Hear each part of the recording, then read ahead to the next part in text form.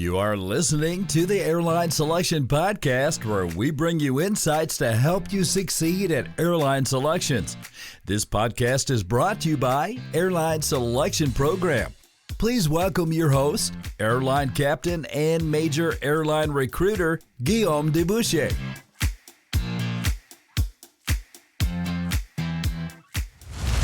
Hi, Dana. How are you doing today? Hi, Guillaume. I'm doing well. How about you? Are you Yeah, excited for our next episode?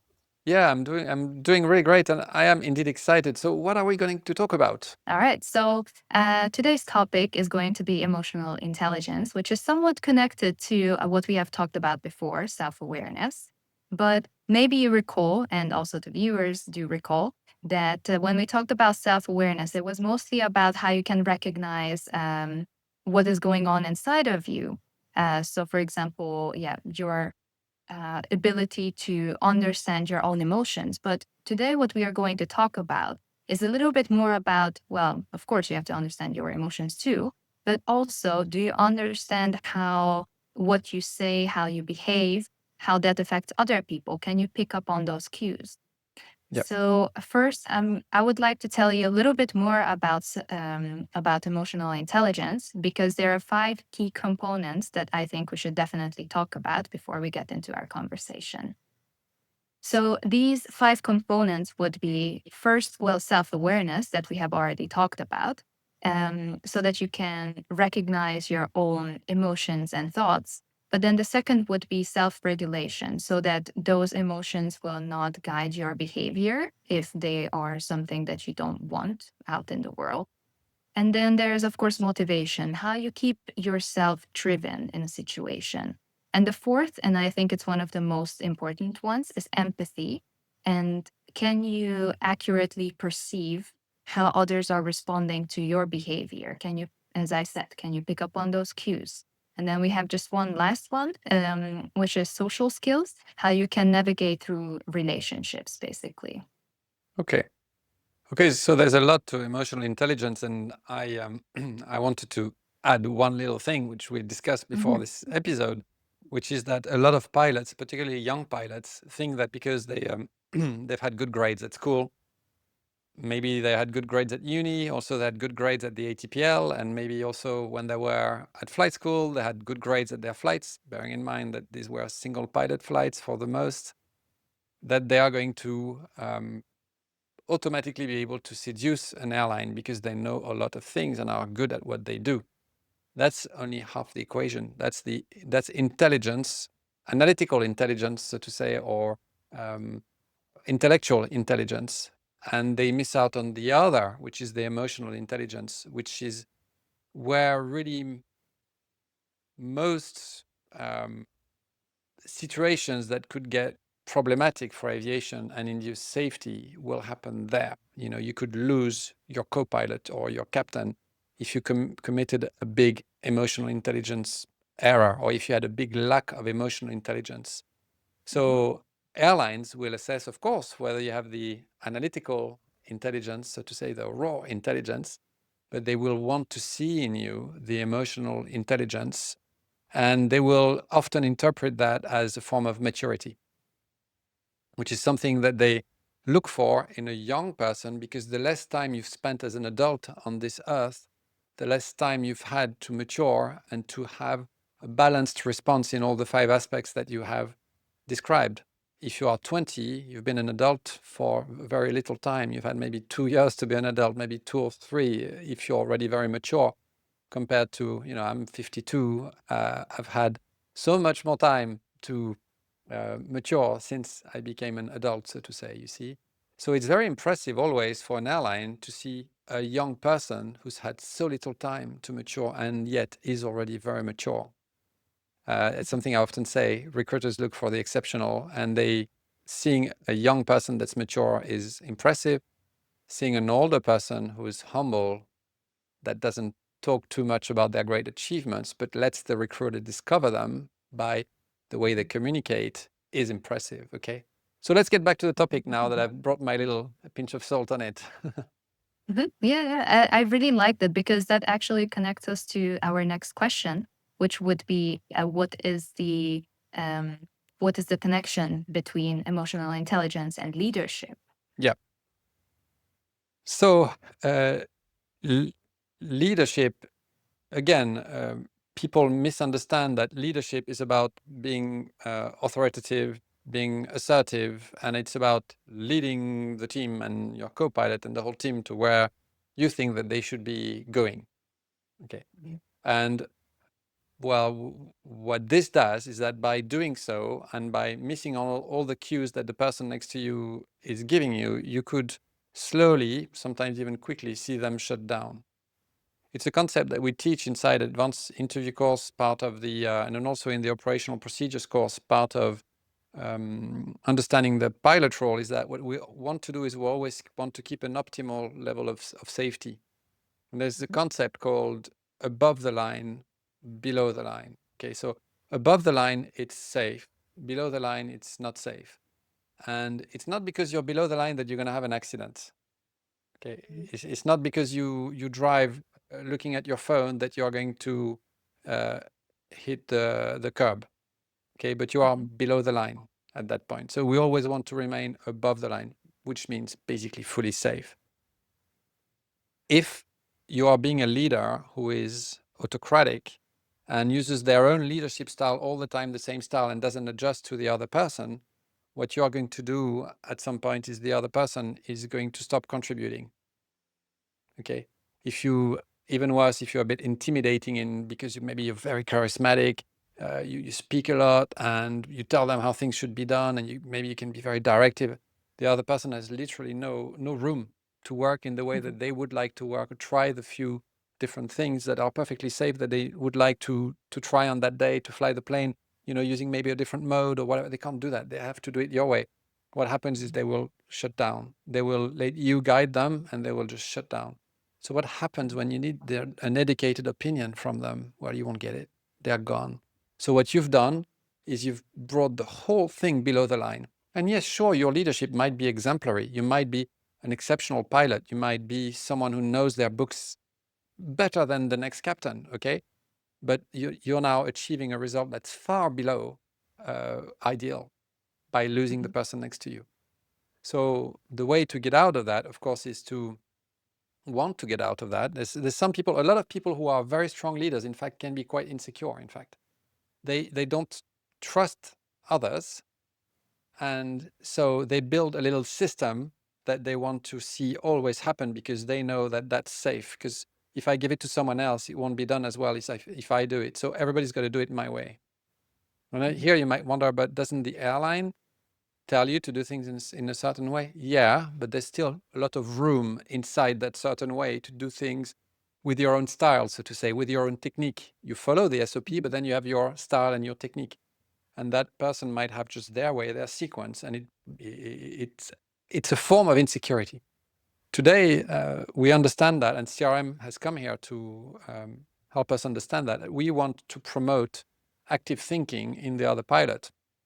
Whether they're PM or PF at this point doesn't matter, except that, of course, as PF, you're supposed to take initiative a bit more because you're flying. But the monitoring pilot, we know these days, has a very active role to play as well, because they're here they're not active thinking. They are monitoring, and therefore they're able to see things in a different light. But so it's important to a leader is someone who's able to lead in an assertive way when needed. Typically when something serious and bad happens, and if time becomes very limited, think of landing in the Hudson, for instance, okay? Think of an engine fire, where typically, in my case, I would brief that if that happens, I would brief the return path that was selected. We would brief it together, of course. And I used to tell my co-pilots, if this happens, we're going to do this, and that. I'm going to become directive. I'm going to tell you what I would like to do. You tell me if you think I'm making a big mistake, but otherwise we're going to do what I say. That's the only sort of time when I had to use assertiveness, because I knew that it was essential for us to get back on the ground. We don't have much time for CRM, okay? Mm-hmm. In some cases, you have no time at all for CRM. There are rare cases of cockpit separation linked to, for instance, smoke, okay? When you have smoke, You put the oxygen mask on, and then decide on an airport where you're going to go together, and very quickly the cockpit is split. Okay, so this does happen, that you have to be assertive in this case, because one pilot is going to fly towards the selected airfield, and the other one's going to try and help the cabin crew firefight and diagnose where the thing is, so they can switch off one system after another until hopefully the situation will get better, so that we have a split cockpit. But so the best way, apart from these cases, the best way that I found and that is taught to lead is to, I personally call this leading from the back of the room. To give the other pilot as much rope as possible so that they get to enjoy their flying. They get to try the things that they want to try on this day. For anyone who's not a pilot here, trying is not like trying a looping or something like that. It's just to within the realm of what's allowed, to do it with their own style. There's many ways to skin the cat when you fly, with an autopilot. There's very different modes that you can try. There are different ways that you could do things in a certain sequence, to do one before the other. Have fun. You're a pilot also because you like to fly. With flying comes with the idea of freedom. So if you take that away from someone, they're going to be a bit, sad. So something's going to be removed from them, and then they're going to stop thinking. But if you give them rope, they're going to be active. They're going to be, you give them responsibility. Okay. And Yes, guess I what? You totally might also learn something yourself, because this co-pilot flies with another captain every day, and these captains teach them things. So this is also a way that the knowledge can circulate. So leading and emotional intelligence to be a good leader, being emotionally intelligent is very important, because if you feel that the other person's shutting down, maybe it's something you said. And maybe here your meta attention could be useful to you to go, oh, did I say something? Why all of a sudden do they look like they're not thinking anymore? Are they fatigued? Or was I myself maybe not my best self, and I said something, or did I make I don't know, I made a joke that that wasn't the best one, or try and figure it out and fix it quickly. Okay. Yes, I totally agree with you. So from one side, just allowing some space for the other person. Of course, there's a hierarchy in the cockpit, Yeah. but you can try to flatten that a little bit, or just give more space to the other person so that they can, as you said, try out what they want. So there is this Absolutely. inviting feeling that they can try to learn from, well, not necessarily mistakes, but that they can try out different kinds of things to see what really is their style. And the other thing, what you said, I really like, is how you can pick up on these small signals coming from the others. Yeah. At least, hopefully, you can do that, because based on that, you can also try to adjust your style. And of course, everyone who you fly together with, they're all going to be a little bit different. So the teamwork has to be readjusted every time. Yeah, it's always about not being all in your head. You have to keep some awareness in your body, and that's what many people call being present. You need that if you want to be optimal, because the emotional intelligence comes from emotion, and emotion, you can see it in the body very well. You can see it in the tone as well, but it's something quite physical. In fact, there's physical symptoms and a physical display of those symptoms in the other person. Yes. And on the other side, I wanted to mention how this is something that we can all still learn. Like, I really believe in lifelong learning. And when we talk about emotional intelligence, I think that even if you have a lot of flight hours, there are still, well, how to say, your experience is not only about those flight hours, but also about the conscious reflection that you do during or after the flight. Yeah. It's again the same thing as discussing about intellectual intelligence and emotional intelligence. It's not because you have a lot of hours that you are emotionally intelligent. I would think that you have a lot of hours. At some point, something went wrong, where you went like, well, maybe, you went like, well, I didn't get along with this person, or, I made a mistake. I had to go into the office to explain something. And this can be opportunities for you to want to query your emotional intelligence. But some people go through life, full life, and reach 65 without really having made much progress on it. And somehow, and this was very common of the previous generation. If you watch the videos that we shot with Calvin before on this channel, you would know that he had flown with wartime heroes who had they were heroes really, so impressive, but however not so impressive in CRM. And was it really their fault when there was no CRM training? No, we all learned from all the accidents that happened from that, but also these people left a lot of scars on others by being, dominant, over-assertive, intimidating, difficult, sometimes dangerous, and scaring others.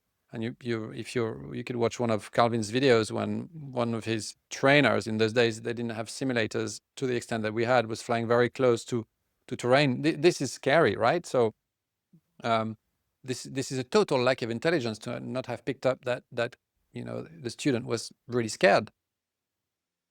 So you can go through your whole career, provided that you don't do something very serious and the airline doesn't really spot it to a point where they're going to stop you. You can go through your whole career but not being very emotionally intelligent. And I would say what a shame that is. All of this opportunity for progress, to somehow make a better contribution, to see others grow next to you, and to give them the opportunity of learning what you have to pass something on. What an opportunity missed. So don't let that pass you by. I like that. I like how you said that, because this kind of, when you help others grow, you grow from that too. And just this whole mindset, I would maybe call it a growth mindset. Yeah. You're just trying not to accumulate hours, but also the knowledge that comes with or the experience, the wisdom that comes with flying.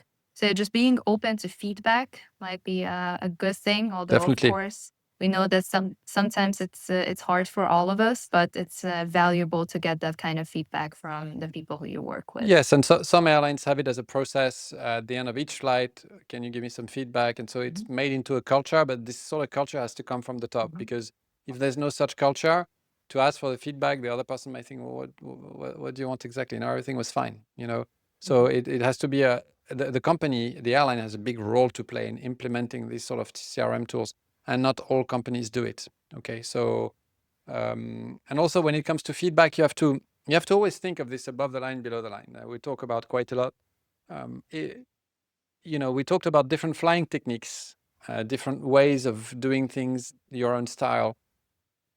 I have learned a lot from captains who've done this really well when I was a co-pilot. Captains who would start at the beginning and would say, listen, just have fun, okay? Just fly it the way you want. If you fly in a non-standard way, tell me.